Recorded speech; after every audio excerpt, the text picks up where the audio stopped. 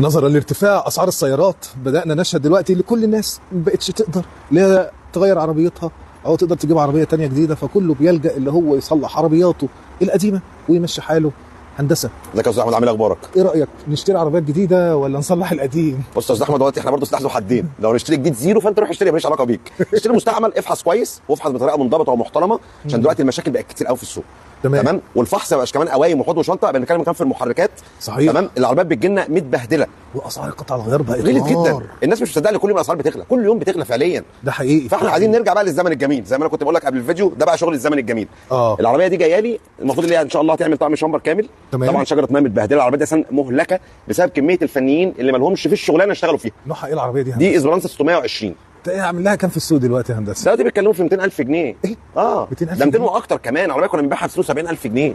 انا كنت راكب العربيه دي على فكره سنتين. كنت راكب منها عربيه زيرو بقى. حلوه جميله. عفشتها. بص، هي عربيتي كلها تحفه ما عدا الفتيس. العربيه تقيله على الفتيس، فتيس 4 غيار على ورق زي فتيس قديم كده، شغل قديم شويه. فهو مش مستحمل وزن العربيه بالكولستيبل الموتور، وكمان المكنه 2000 سي سي. فالعربيه يعني العربيه كويسه، يعني لو حد حابب يشتريها بس يفحصها كويس.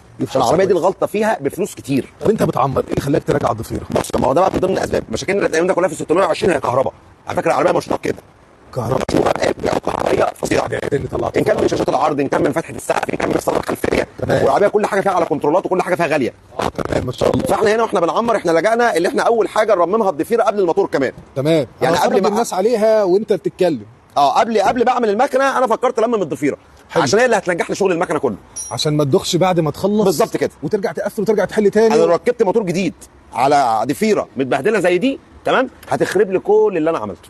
حلو. فاحنا التنويه اللي بنقوله لما نيجي نشتغل في العجل القديم ده، عايش كلمه عجل دي شغل فنيين. لما نيجي نشتغل في العجل القديم دي نراجع على الضفيره قبل المكنه، قبل المكنه، عشان العربيه دي كلها حسات، وانا اسف كلها قرف في الكهرباء. جزاك الله خير حبيبي هندسه، حبيبي.